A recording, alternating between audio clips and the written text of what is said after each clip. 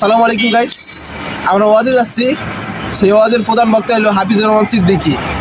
তারা আমরা সবাই পছন্দ করি, সবাই আমার মন্ত্রী ভালোবাসি, অনেক দূর থেকে তার ওয়াজ দিয়েছি। তো পুরোটা ভিডিও দেখবেন, তার ওয়াজ আমরা সবাই শুনবো।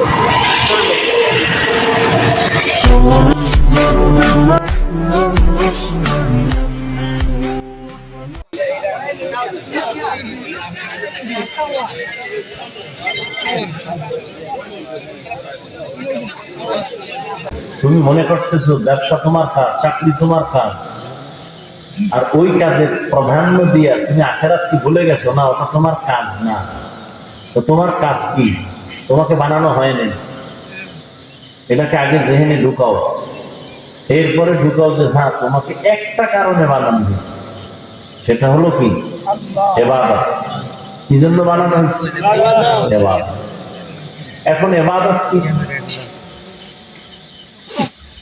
সংক্ষেপ কথা হলো, ইবাদত হলো আল্লাহর হুকুম রসুলের তরিকায় জীবন চালানো, এর নাম ইবাদত।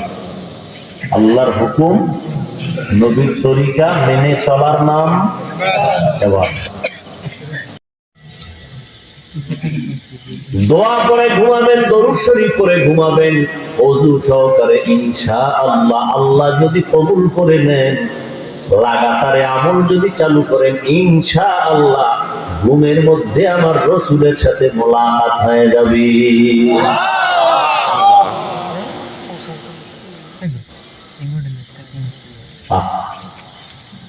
অথচ রাতের ঘুম শরীরের বড় নেয়ামত, বড় ঔষধ।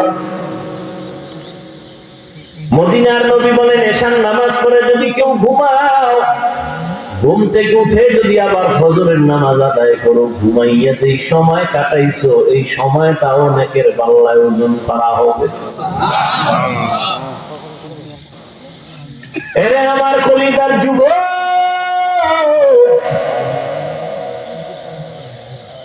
আমি বলি না তুমি আমার মতো হুজুর হইয়া যাও, স্কুল কলেজ বাদ দিয়া মাদ্রাসায় চলে যাও, না না না। তুমি স্কুলে পড়ো, কলেজে পড়ো, চাকরি করো, ব্যবসা করো, কোনো বাধা নাই, সেটাও ইবাদত যদি আল্লাহর জন্য নবীর তরিকায় হয়।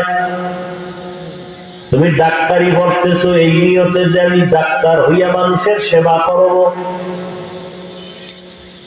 বেঈমানের মোকাবেলায় চ্যালেঞ্জে আমি দাঁড়ায় যাব। বেঈমান বলবে মুসলমানের সাথে আরি, ডাক্তার দিব না, চিকিৎসা দিব না, ঔষধ দিব না।